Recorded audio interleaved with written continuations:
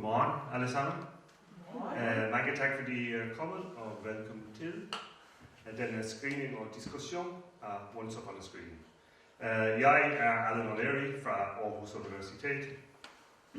Jeg bor i Horsens.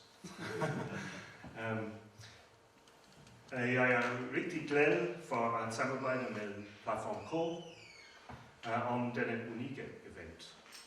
Jeg vil gerne takke Platform K og Mark Henriksen for at facilitere denne screening, og jeg håber, det bliver bare det første af mange samarbejder. I må have mig undskyld, men jeg taler kun lidt dansk. Det er fint.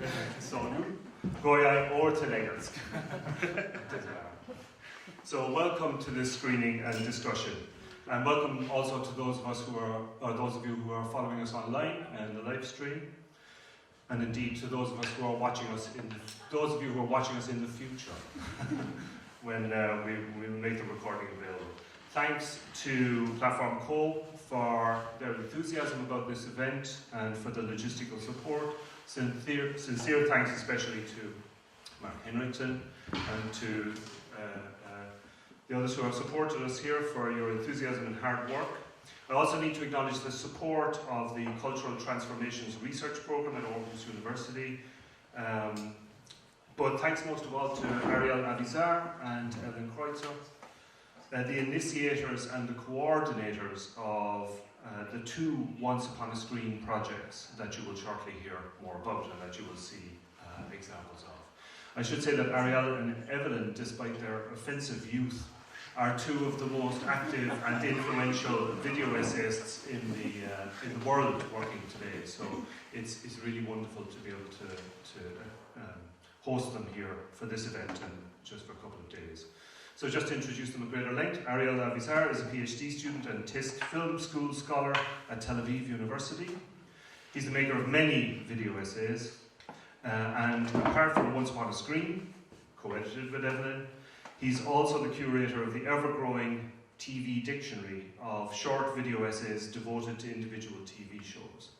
He's an associate editor at the Video Essay Journal in Transition, probably the most important journal of video essays in the world, and co-edited the annual Sight and Sound Best Video Essays annual poll between 2019 and 2021.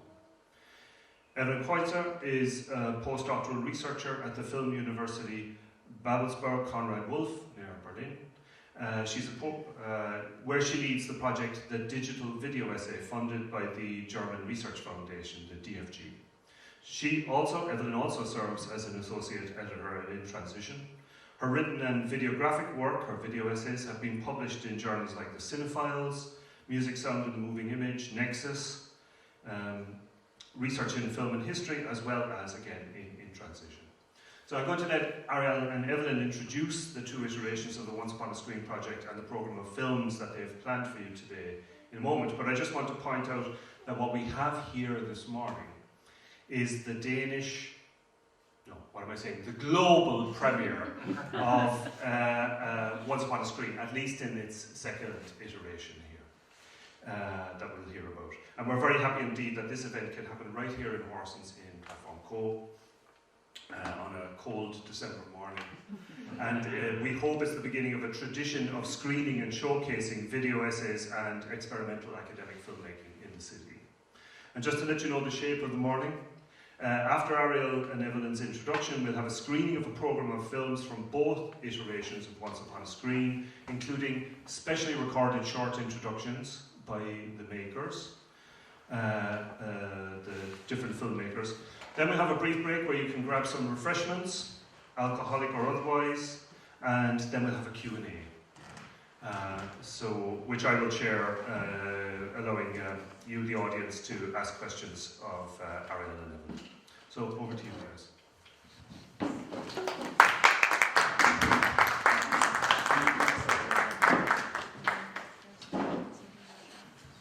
We can do if you want. I thought that's what... It's just in order to give your introduction. Okay.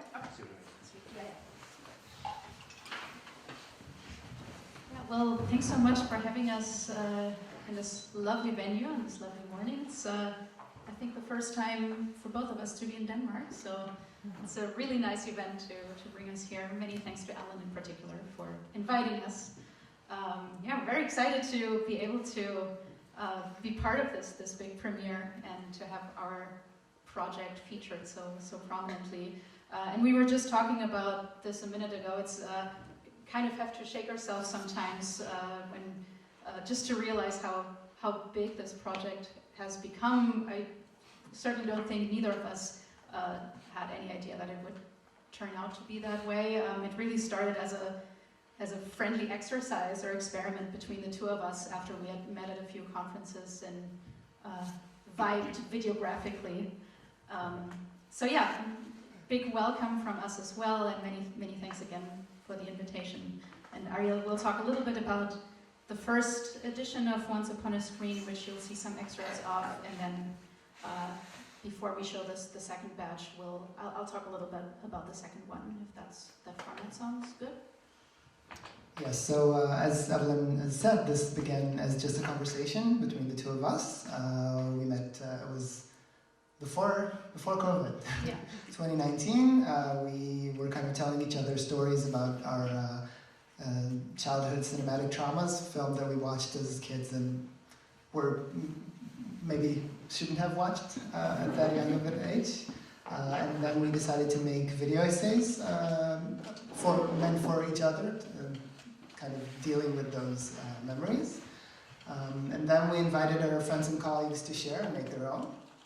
And the response was pretty overwhelming. A lot of great videos came out of that collection, which was published, as Alan said, in the Cinephiles journal in late 2020. So it's kind of like a pandemic age collaboration. People had some more free time on their hands maybe to make these videos and watch them. And the response to the videos was very welcoming as well. I'll mention the Sight and Sound Best Video Essays poll. A lot of those videos were named as some of the best video essays of 2020. So we'll start with 3 videos from that collection, which included 9 video essays. The first one is mine. It's about Lord of the Flies, the 1990 film version of Lord of the Flies.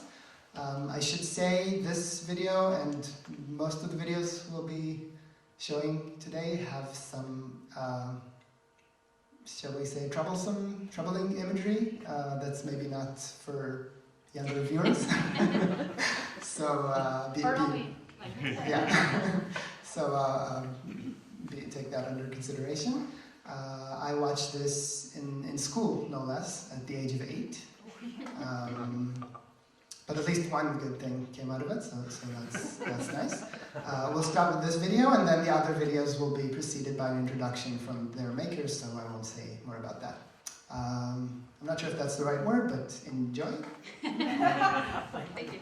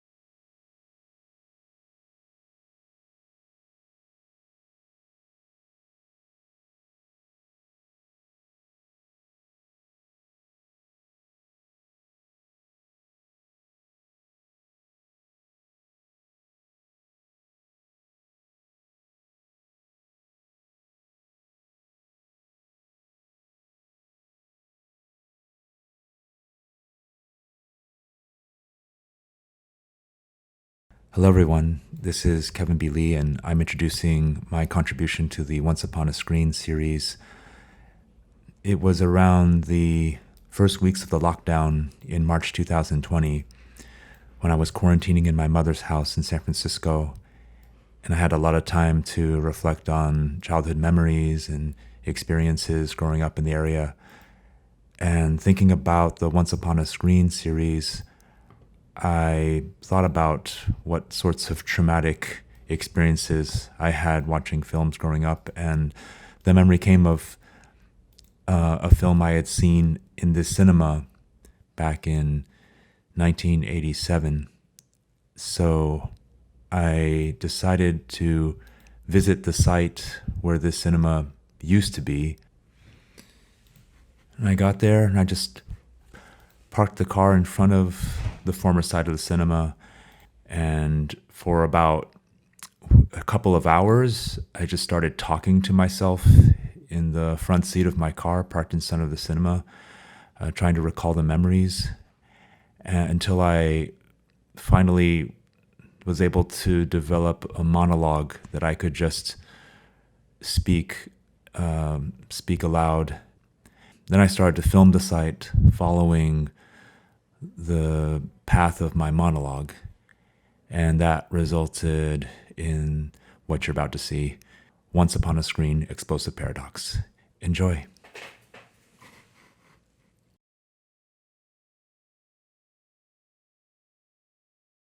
Yeah, so as you can tell, the first issue was very much about dark memories and childhood screen traumas, as we called them. And for the second installment of Once Upon a Screen, we decided to open it up a little bit more and make it about formative screen memories more generally. So they didn't have to be from your childhood, they didn't have to be traumatic, though some of them are, certainly. And we added a collaborative element to it, which was that we asked people to write a short text about that formative screen memory without naming the film or the TV show that it was about. And then we shuffled those texts and redistributed them among the group of contributors and asked everyone to make a video based on the text they received. So that everyone ended up making a video about a memory that wasn't their own, and without knowing who the memory was from and what film or show the text referred to. So it was perhaps another step away from traditional academic rigor. Some people might say it was even more experimental, and we were very curious and excited by the results. And you'll see 4 videos from that collection, which will be released in 2 installments in transition. The first was just went live today. The first video that you're seeing is my own contribution, and I received a text by Chloé Galibert-Linné, which to me really spoke to a very specific kind of teenage excitement, and so I went back into my own memory and thought of films that, well, first of all, thought back to my own teenage excitement, of excitement about seeing certain films, and then also made me go back to the kinds of teenage films or films about teenage experience and friendship that I watched at that age. And I picked 2 which aren't necessarily among the most well-known or best received films from that time. They're both from the 90s, but they both work with 2 time planes and a twofold narrative, and in one case, the literal then and now, as you will see. I did ask Chloe to provide a voiceover for it, so the voice you'll be hearing is not my own. And the other videos will be introduced on screen. Thank you.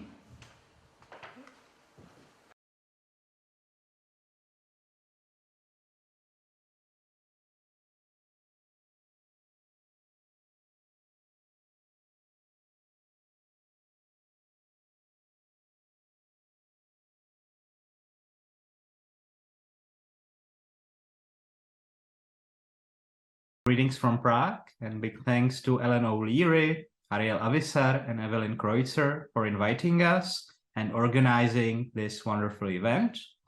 My name is Jiří Anger, and the lovely person sitting right next to me is Veronika Hanáková.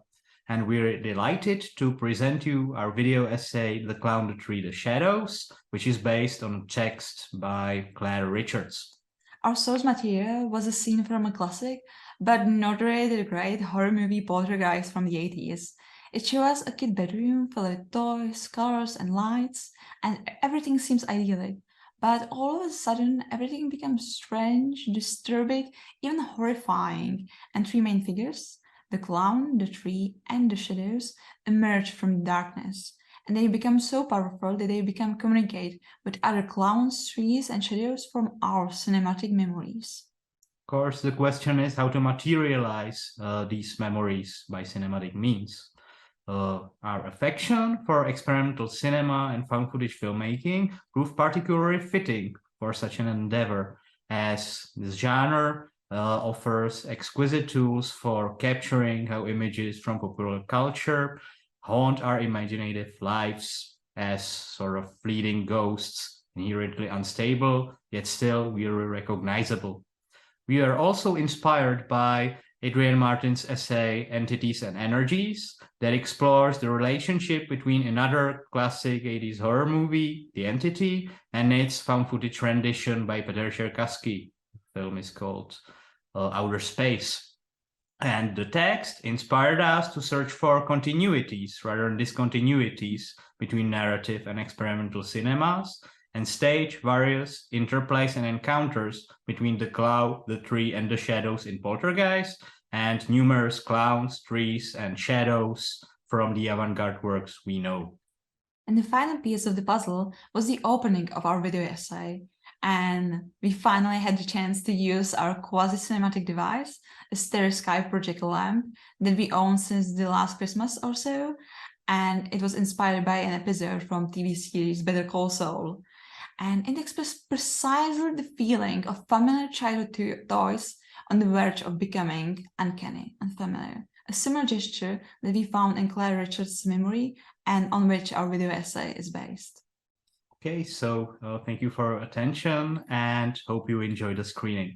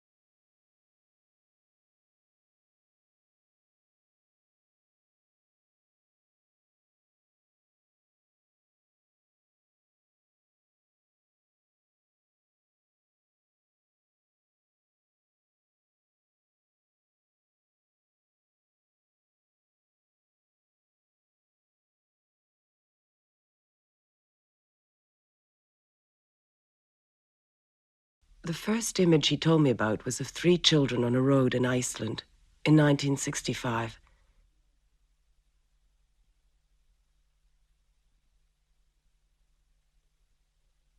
He said that for him, it was the image of happiness. 3 Minuten. Das geht ja nicht, es geht wieder runter. Nein, es geht die Kontraktion nicht zu. Ja, da ist ein merkwürdiger Reflex. Das ist das eine Iris sehen können.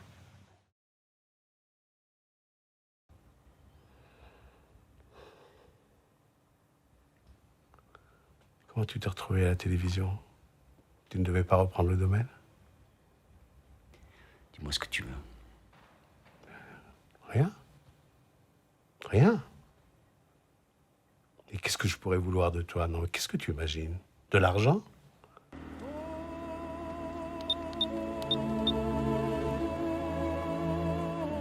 Oddio. Gigli. Questo è chiaro. Ma cos'è?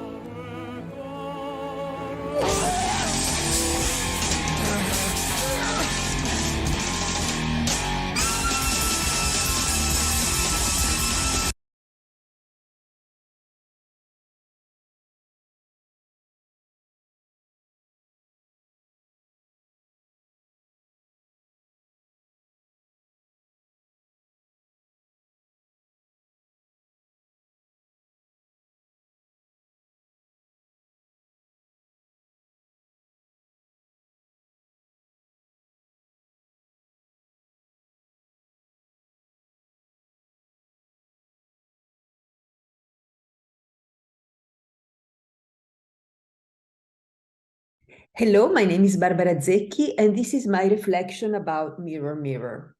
I will highlight 3 points. So the first one, the most striking one to me, is collaboration. It's impressive how Mirror Mirror delves deeply into the theme of co-authorship of Once Upon the Screen Volume 2. It's created and edited by Ariel and by Evelyn.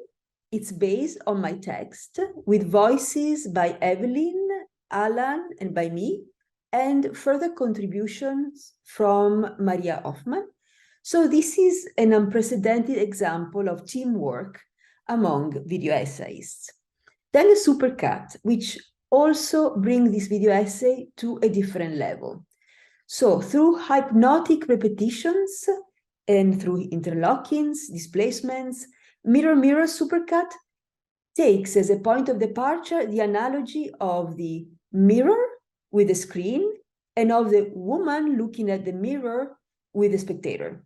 But it goes beyond that because it elaborates, in my point of view, a Lacanian composition. And this is quite evident in its structure. And this leads to my point number 3. And here I would like to mention cultural gerontologist Kathleen Woodworth, who proposed that the mirror stage of old age is actually the inverse of the mirror stage of infancy theorized by Lacan. She says that the infant holds his mirror image in a loving gaze. The infant loves the image, but the old person does not love what she sees in the mirror and she wishes to reject it. So it's no coincidence that all the clips in this third part depict women, because notably aging, or rather ageism, affects women more than men. So just to end, I would say that it is irrelevant that the final sequence of Bonjour Tristesse, which inspired my narration, my text, my memory, was not included in all among all these images chosen for this video essay. And it's irrelevant because it would have been just another example of the same gesture. So its dispensability is evidence that cinema is really pervaded by this imaginary, thus reinforcing the claim that we do age by culture. Thank you very much. Bye. Thank you.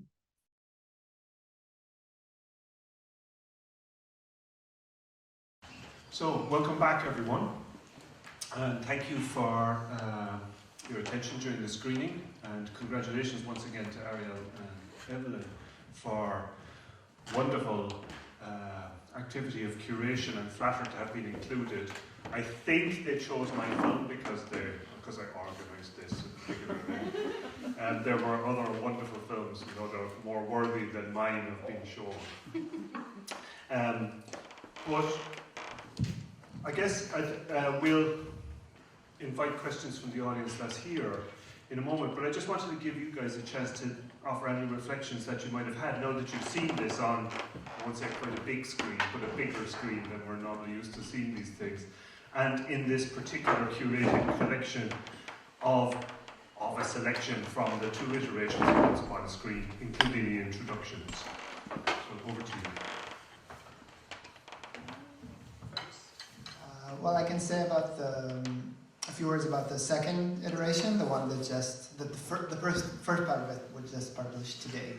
It's 16 videos in total, which is almost twice as much as the first one, and it's going to be published, as Evelyn said, in 2 installments. So the first 8 videos were published just about an hour ago, and in a couple of months we'll publish the remaining 8.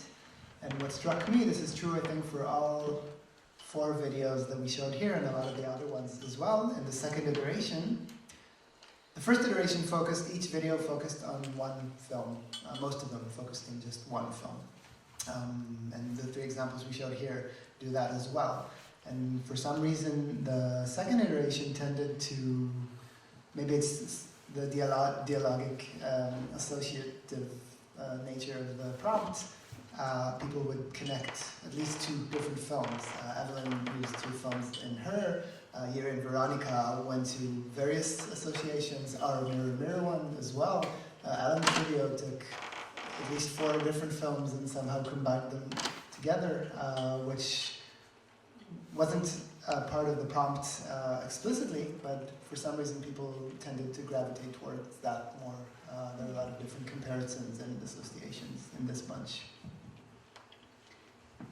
Yeah, I mean, I always find something new, and I mean, obviously we've both seen all of those videos many, many times, but I always discover new things, even in your video, which of course I've also seen many times before.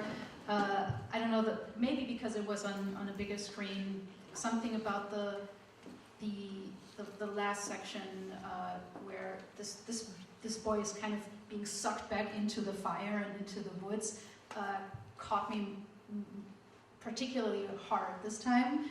And there's something that struck me about all of the videos today, which is we constantly have this reoccurring being sucked back into a place, being sucked back into a state of mind, trying to replay it or reenact it, as in Jesse's video. And this is true of both iterations, I would say. But there's there seems to be almost be a shared imaginative space that all of us are walking towards across these videos that comes out strongly to me when I'm seeing them in a screening like that and not in isolation. The other thing that I noticed today, comparing the first and the second iteration, and I honestly can't say if it's a general thing or just something about the selection we presented today, but the first one actually seems almost more pensive and quiet overall, and the second has a bit more action. It's a bit louder, it's a bit more chaotic or rhythmic, perhaps. I'm not sure if you feel it this way, and I'm trying to process, or I'm wondering what that might say about the collaborative versus the more introspective approach. So I should just say that it's a big deal that this material is coming out and in transition over to issues. In Transition, as I mentioned earlier, is the kind of preeminent international journal of video essays, and it's it's published online. So these films that you will have seen here today, or the second batch at least, will be published in Transition along with the original text that inspired each film, plus a reflection by the maker of the film, plus then a reflection by the person who wrote the original text responding to the film. So it's a major amount of work. There's a lot of text, but accompanying, as you've gathered, a very rich selection of films. So congratulations once again on an enormous amount of work, and well done for being able to press print right in an internet sense, right on the day that we have the premiere. So congratulations. So I'd like to open it out to any of you guys. I guess we're going to hang around that mic there.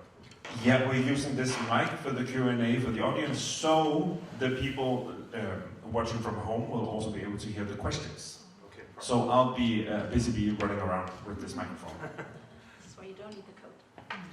Yes. Great. Yeah, sure. Oh, hello. Well, first of all, thank you very much. It was incredibly rich and some of it very visceral, and I actually have to cover my eyes sometimes. And it's strange being an adult and hearing, particularly in the first iteration, those films, which is recollections of childhood, but some of that is still sort of, it brings out lots of memories. I think I'm very curious overall in terms of the Once Upon a Screen and what you two were talking about initially, how it came about, what it was, the conversation that you had, how I, as an artist and a filmmaker myself, feel that this starts to border into artistic work. And I'm really curious about how, what are your thoughts on this, and what are your thoughts on that balance between the artistic and the scholarly, and where does this point to in terms of scholarly work? In terms of the video essay stuff, but also more generally. I mean, is this a tendency, or? I'll take the easier one. In terms of how this came about. So Evelyn and I met at a couple of conferences, as we said before, and I had made a video that used Alfred Hitchcock's Psycho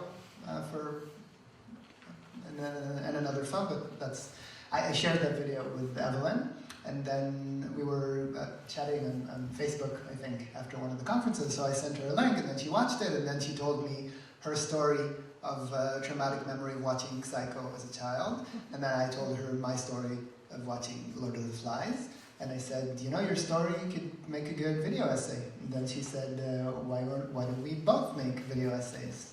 That's it. That was the whole thing. It was the most personal thing. We just made it for ourselves. But we really liked the results, and we thought maybe other people would relate, which obviously they did. So it was a very spontaneous kind of conversation that just happened. And I suppose we were maybe lucky in a sense that the pandemic happened. Maybe it accelerated this effort. People had no excuses to not do this kind of work in that particular situation. I guess I'll take the grand question.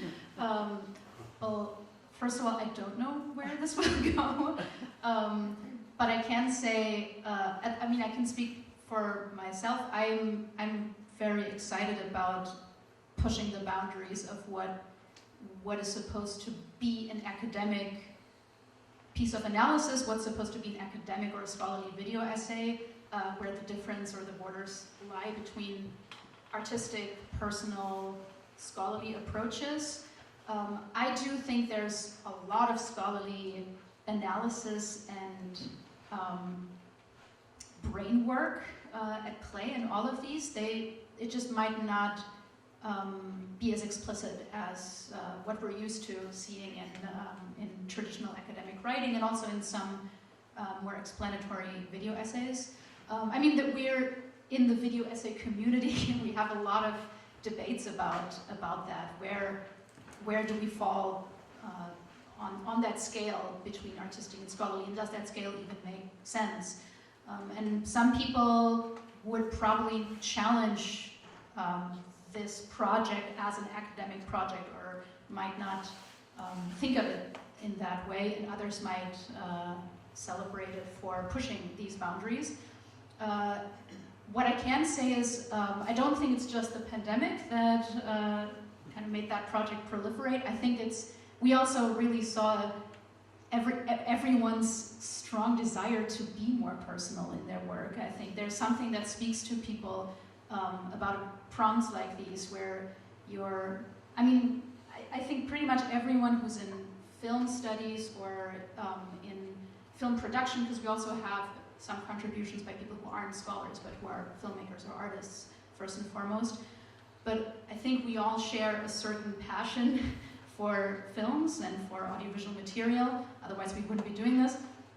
And that passion for pretty much all of us goes back to these much earlier experiences and encounters. There's always some root of their early memories that really foster that passion that then later gets translated into scholarly thinking and scholarly production.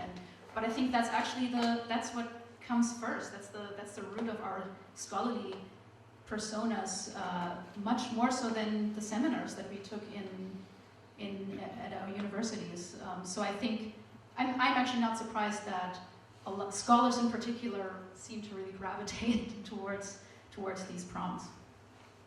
Yeah, and I would also add that these kinds of works tend to circulate in different contexts. You come across a video like this at an academic online journal or a conference, but they can also screen at film festivals. A couple of the videos you've seen here have been screening in various festivals. and they have definitely rooted in experimental and avant-garde cinema traditions. And they can also just circulate online on social media and maybe even become viral hits. There's kind of, broadly speaking, the three different circles that where you can find this sort of work. And this overlap is obviously has its challenges and its affordances. I mean, there's something very liberating and creative about doing scholarly work that is artistic, or doing artistic work that has scholarly merits. And then on the other hand, you might face a lot of criticisms or rejections from perhaps certain academic institutions that shall not be named, who say this isn't scholarly enough, and perhaps certain artistic venues that say this is too academic. But it's part of the fun, maybe. Trying to find your place. Maybe just one more thing to add. I get the sense that our project speaks to a larger trend in video essays now, which seems to move away from that initial idea of using videographic methods to analyze films or find out more about the films that you're analyzing and using it. I mean, it's certainly an analytical tool, but what we're seeing here is, at least as much, I would say, is an approach to the material where we use the audiovisual sources, perhaps not primarily to investigate those sources, but to investigate ourselves and use them as material to speak to something, to speak to memories that go beyond the specific films, or where the specific films don't necessarily even play the most dominant role. I would say Kevin's is an example of that, and I think that's a challenge to academic rigor in many ways, but it's also, at the same time, I think it goes back to the fundamental tradition in essay writing too. So I'm very excited to see where that goes in the coming months and years. And I should just mention, in relation to your question, Marie, the first iteration of Once Upon a Screen was published a couple of years ago, as Ariel mentioned earlier, in an edition of the online journal The Cinephiles, which asked explicitly, the title was something like "What Makes a Video Essay Scholarly?" or something like that, wasn't it? Where you had the batch of films within that as one sort of interesting answer to that question. So it's a very live issue. And I suppose I just add to what you were saying there, Evelyn, just know that obviously the essayistic tradition is one point of reference here, or one potential point of origin. But there's also traditions of autoethnography that are very relevant, more or less cryptic or explicit. So we have some autoethnographers in the audience who might like to challenge me on that assertion. But it may be something to consider. Melanie. So I'll not challenge that. But I think it maybe speaks to something that I was wondering, and also coming out from some of your reflections now, is the narrative part. Because one of the essays also brought out this, at least I kind of saw it as maybe a criticism of the narrative, or like that the narrative has this very predominant place. The narrative in a film. In a film, okay. Yeah. So at the same time, it seems that the essays somehow collectively have, or like independently, but then collectively really carries a strong narrative of the personal experience and memory. So I'm just like not knowing anything about the video essay tradition, or this like the scholarly work of your disciplines. Is that a discussion like between some kind of like more avant-garde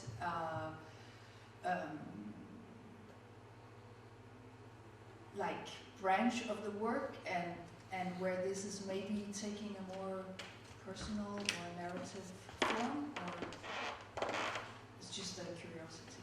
So is there a discussion, in other words, amongst the kind of community of academic video essayists about the role of the personal in the work that they do. Yeah. Okay. Yes. Yeah, I would say there's a lively discussion about it, and I mean, Alan, you and I were just talking about it yesterday. Alan's video shows a pretty strong personal narrative, but perhaps also a narrative persona that's not necessarily identical with you as a scholar, or you as a human, or you as a father. And that's I would say that certainly plays into avant-garde traditions, is not just playing with the material, playing with the narrative, but playing with your performance as the maker of it, and something again that's not that might violate some rules of academic conduct too. Obviously, we all have academic personas too, but they might look and sound different than what we're seeing here. Yes, and I would say that the first iteration emphasized this personal narrative place a lot more than the second one. The second one goes in a lot of different directions. Some of them are very personal, some of them are very abstract. And there is a lot of video essay work in academia. There is a lot of video essay work, in academia that isn't like that at all, that does go to very abstract, I don't know if I want to call it objective places, but some places where you don't bring your personality to the forefront. Our experiment obviously highlights this, and this is why it might seem like that's the trend. I don't know if it's the trend, it's certainly a trend. Yeah.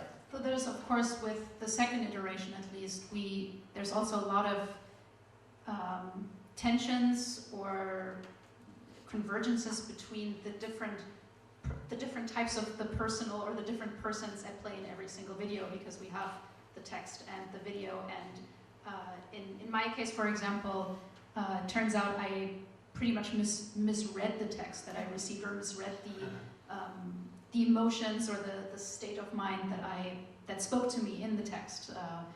But that's totally okay, of course. But that shows that the same material, or relationships between different materials can evoke very different types of personal experience and expression. And we were also very open about, we didn't specify what the text should look like, and we didn't specify what people should do with the text they received. Some people used the text as a script, some people just used one sentence and then flew off in completely different directions. So you have a very diverse range of approaches to this.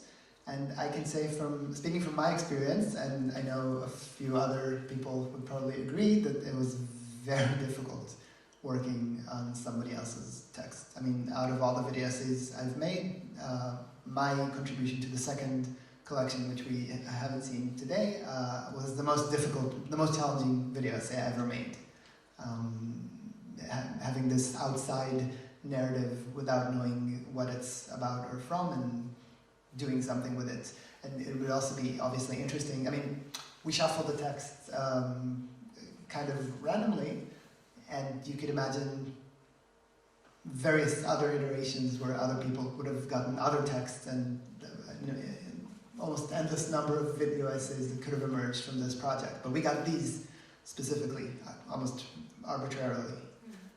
Oh, and I also didn't mention this in my introduction for the second installment, but I think it became clear that the last video you saw was a even more collaborative product, and this is because one of the contributors there was a contributor who was working on a video based on that text, who then pulled out of the project, and so in order not to lose the text, which we really like, that's how we ended up making a video amongst the two of us, with contributions from other contributors of the issue. So there's also a certain element of chance and randomness, and play and experimentation here that we didn't necessarily foresee. And I do want to pick up the point you made at the beginning of your answers to Meta's question about the persona that a video essayist might construct that might not be identical with the real person, and how this is an interesting breach of academic decorum. when you're an academic, you're supposed to be sincere. You're supposed to tell the truth. And indeed, you're supposed to somehow disappear behind the truth or make yourself a vehicle for it. Instead, here we sometimes get personas who you can't actually trust, or who are certainly a performative, an explicitly performative version of themselves. And I'll mention here that recently in Hanover, at a symposium that Evelyn co-organized, Ariel gave a talk in which he lied to us. He actually lied to us. He revealed this towards the end of the talk, but we were being lied to by an academic. He was an unreliable narrator, an unreliable academic, actually. And this is very intriguing, this kind of breach of academic decorum in the construction of a persona. We saw Jessica McGough doing it, we saw Kevin Lee in his own way doing it, as well as me when I do that kind of speech to camera bit in my film. Seems to me an area of very interesting investigation. I won't say more because it's not me.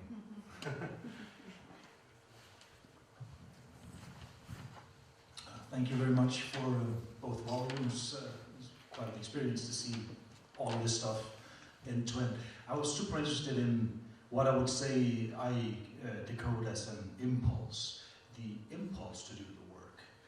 And tell me, perhaps you can speak to this, what I take away sort of from most of the work is sort of the relationship between having been acted upon by cinema and the sort of influence that one is going through cinematically in one's personal development or otherwise, and then the impulse to then react in cinema to having been acted upon. It's not so much a question as a comment. I know it's a terrible, it was a joke to say that, but I thought maybe you could speak. Am I completely You must be an academic. Right, sort of sorry for the internal joke. Yeah, I don't think I want to turn that into a question, but am I taking away something that you can speak to? Well, I can say for my own video, the Lord of the Flies entry, I hadn't gone back to that film for over 25 years. I had that memory, that story in my head, and then when we decided to open this up for investigation, it was a very interesting and also somehow uncanny experience of going back to a film that I hadn't seen, and I had a very specific image of it in my mind, and I discovered a film that was completely different. I remember that one shot very vividly, exactly what it looked like, but I didn't remember anything else about the film, how it felt, the soundtrack. I found a very beautiful film when I went into it. I remembered it as a very ugly, old-timey TV screen on a VHS copy, and I suddenly discovered something that I really connected to on an aesthetic level. So I had to both try to reawaken that original traumatic experience, but also looking back at it as an adult, as a cinephile. If I would just have written about it, the story of it, it would have been the same story that I carried around with me all these years. But opening it up, and not just opening it up on an editing software, suddenly it's just it's an experience of discovery that was very, very intimate and also very intellectually stimulating, I would say. I did not envision my video looking the way it ended up looking. I just had the story in my mind. But once you open the film up, it just takes you where it takes you. Once you open the box. Yeah, actually, this makes me think about how in the first iteration, we actually have a number of videos that perform some kind of a self-therapeutic trauma confrontation. I did that with Psycho, basically replaying my memory of making myself watch Psycho over and over and over again so that it would lose its haunting effect. And we have a video in there by Victoria Wegner, who actually explicitly goes on an exploration of how to confront her trauma of Titanic and tries to figure out, okay, was it the sound? Was it the image of the ship? Was it this?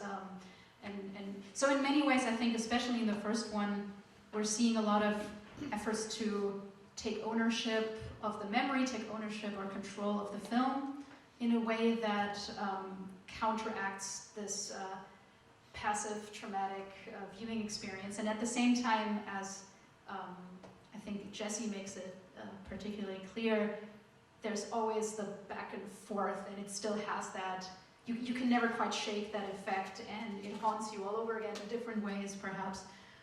But on a much larger scale, in terms of videographic work, video essays in general, we talk a lot about how this very tactile, immediate experience of working on and working with and viewing images and hearing sounds through the editing software is a form of active engagement, active spectatorship, and reorganization, and in a way taking control or taking possession of the material that in some ways goes beyond perhaps what we tend to do in written form, and certainly generates different insights, I would say.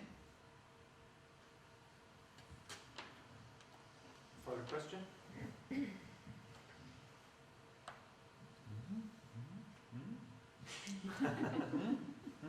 Well, if we have time, We have time. Okay, absolutely.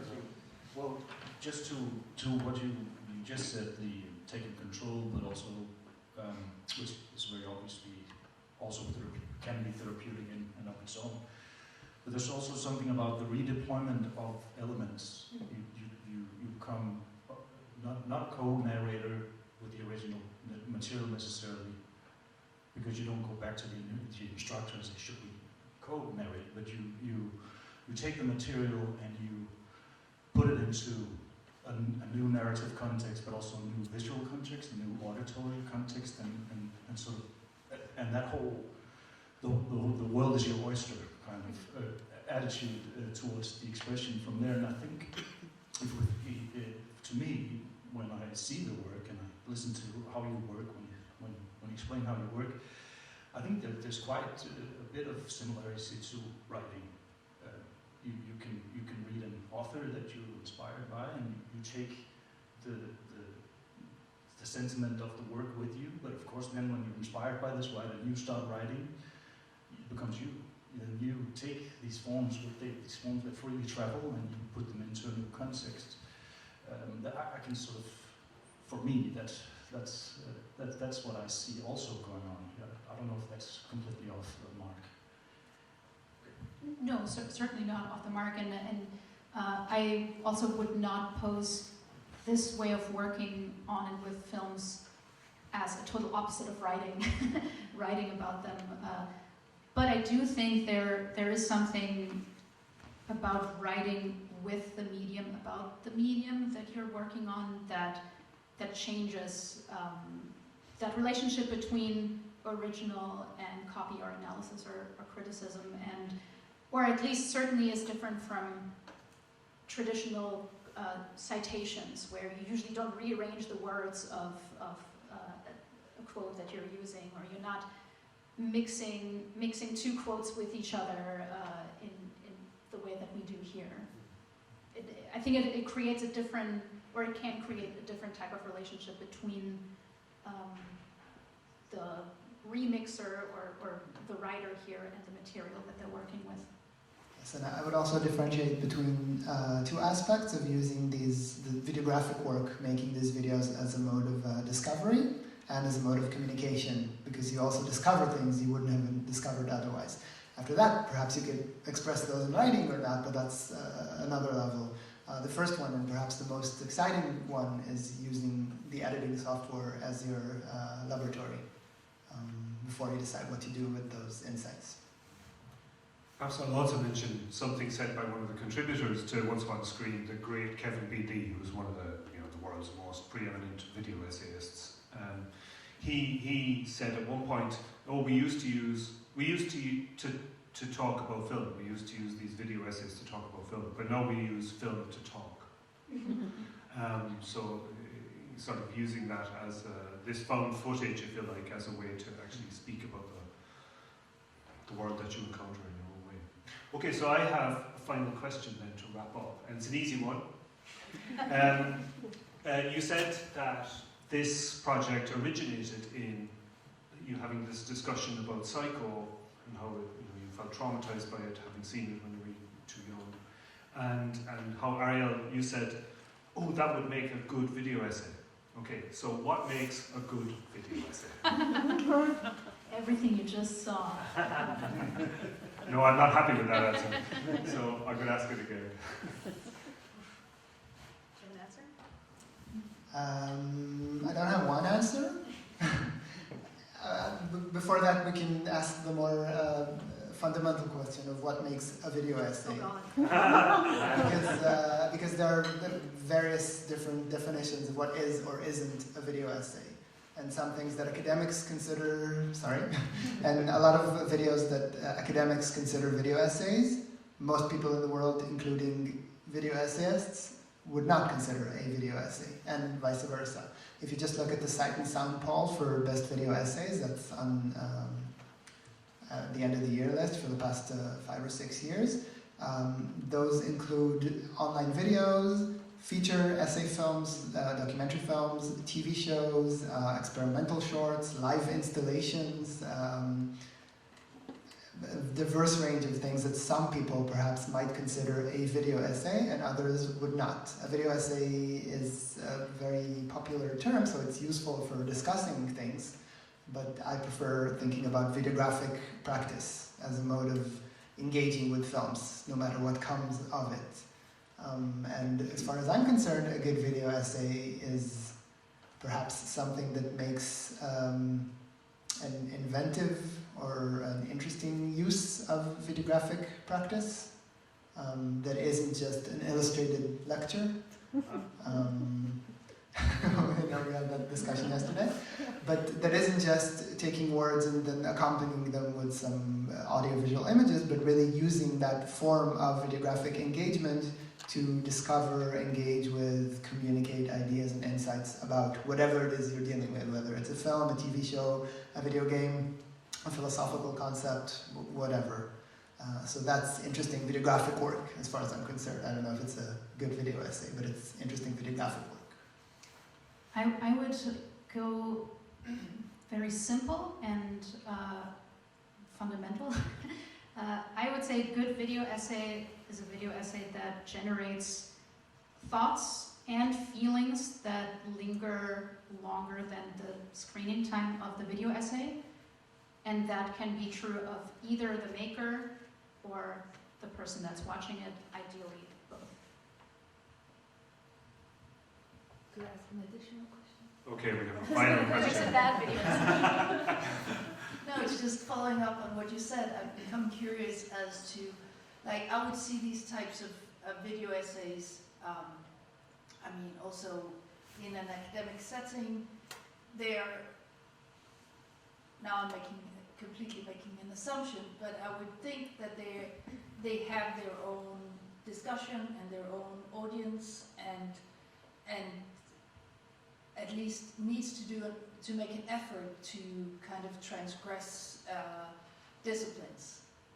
But for instance, in your own video essay on Lord of the Flies, you actually make this really nice nod to a large philosophical discussion of the banality of evil. So would that be like, would it make, how should I phrase this, like, you could show that in a philosophy of science class instead of reading Hannah Arendt.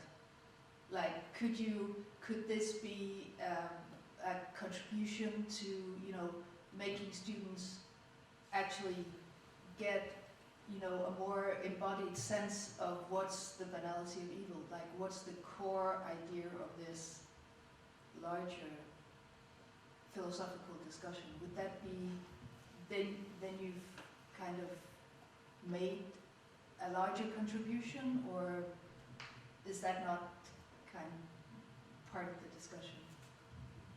Ariel Avizar versus Hannah Arendt.